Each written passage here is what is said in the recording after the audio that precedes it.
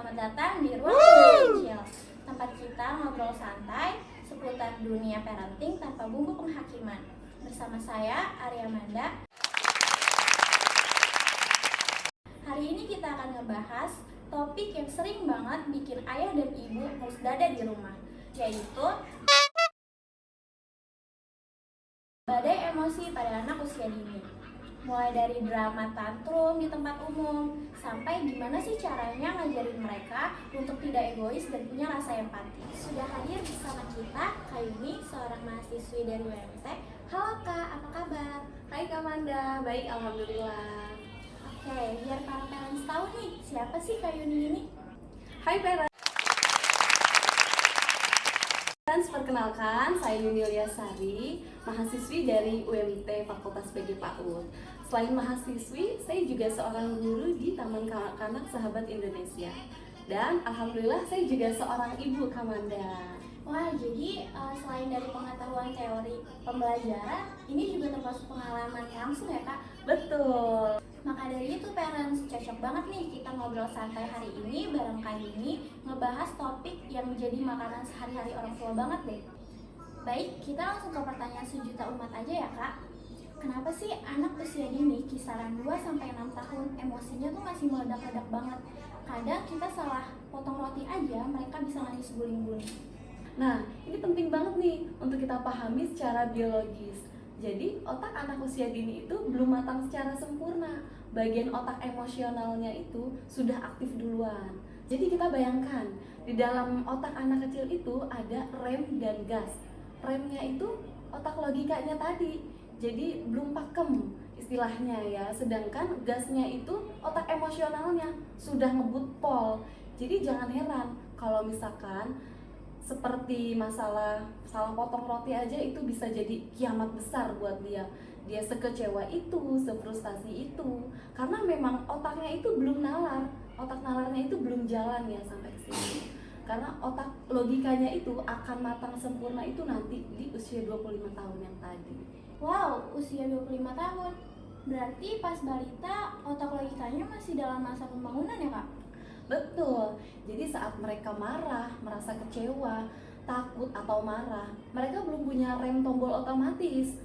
Disinilah mereka butuh bantuan kita untuk mengajarkan yang namanya regulasi emosi. Regulasi emosi itu apa sih Kak? Nah, regulasi emosi itu kemampuan untuk mengenali dan mengendalikan emosi tersebut. Ngomongin soal emosi yang meledak-ledak nih Kak, manifestasi paling horor bagi orang tua kan tantrum ya Kak, apalagi kejadiannya di tempat umum. Nah, gimana sih cara merespon tantrum yang benar sesuai dengan langkah regulasi emosi? Kunci utamanya nih, jadi orang tuanya dulu yang harus meregulasi emosinya. Jangan sampai anaknya emosi, si orang tua malah ikutan emosi, justru biasanya lebih emosi kan. Karena kita harus ingat, anak itu CO regulation, yaitu meniru ketenangan kita, meniru ketenangan orang tuanya biasanya. Nah, setelah kita tenang, baru kita bisa menggunakan yang namanya teknik 3M. M yang pertama itu mengamankan. Kita pastikan anak itu tidak menyakiti dirinya sendiri ataupun menyakiti orang lain. Jadi misalkan anak sedang marah di tempat umum, ngambek di tempat umum, kita bawa dulu deh ke sudut yang lebih sepi, tempat yang lebih sepi gitu ya. Yang kedua, M itu menenangkan. Jadi setelah kita bawa ke tempat yang lebih sepi ya, itu jangan diceramahin dulu tuh. Biasanya kan orang tua ya, kalau anaknya udah lagi ngambek nih, biasanya malah orang tua nih yang ikut-ikutan, "Duh, kamu jangan kayak gitu, kamu tadi kenapa sih kayak gitu?" Gitu kan ya biasanya. Tapi sebetulnya itu enggak ya. Jadi kita setelah mengamankan, kita tenangin dulu deh, baru kita tenangin, nggak diceramahin dulu. Peluk kalau dia mau kita peluk, kalau enggak ya udah kita kasih ruang dulu untuk dia meredahkan tangisnya. Dan yang ketiga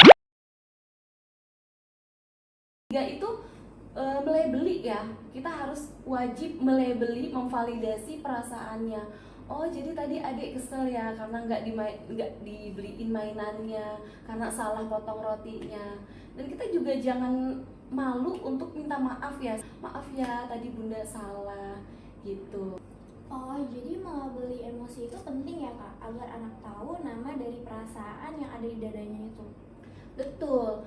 Jadi kalau anak tahu namanya nih, kedepannya dia merasakan hal yang sama, jadi dia bisa bilang, ah aku kesel, aku marah, daripada dia harus guling-gulingan lagi gitu. Nah, selain menenangkan diri, kita juga mau nih anak kita punya rasa peduli terhadap orang lain.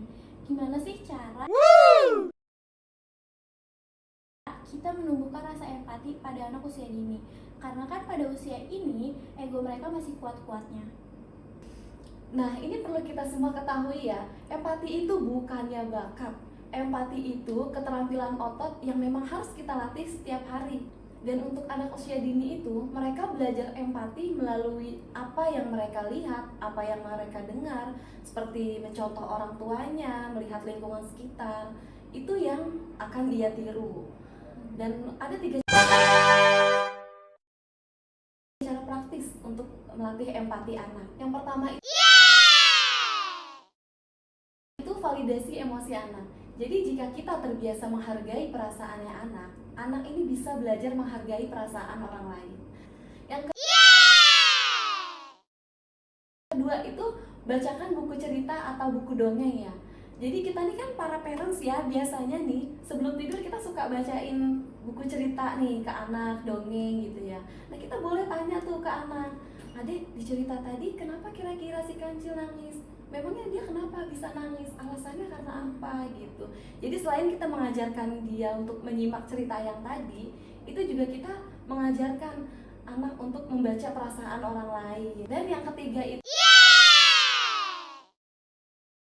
beri contoh nyata. Kita tunjukkan langsung jika mungkin di sekitar kita ada yang butuh bantuan ya, kita bisa bantu dan kita ajak libatkan si anak tersebut. Atau contoh sederhananya itu kita minta maaf kalau misalkan kita memang berbuat salah gitu.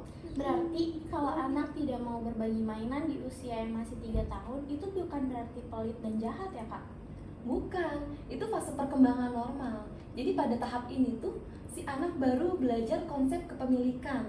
Jadi kita jangan paksa atau kita labeli dengan kamu pelit ya, kamu nggak boleh pelit gitu.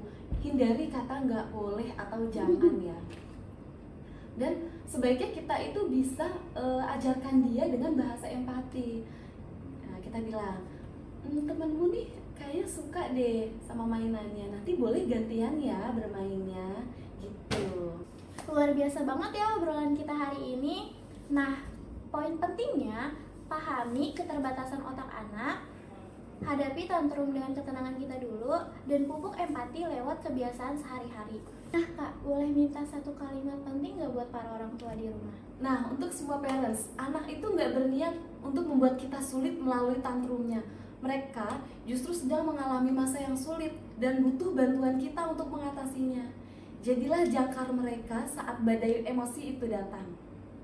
Mantap banget, terima kasih banyak Kak Yuni atas ilmunya. Sama-sama. Untuk para parents, tetap semangat mengasuh dengan cinta. Bye.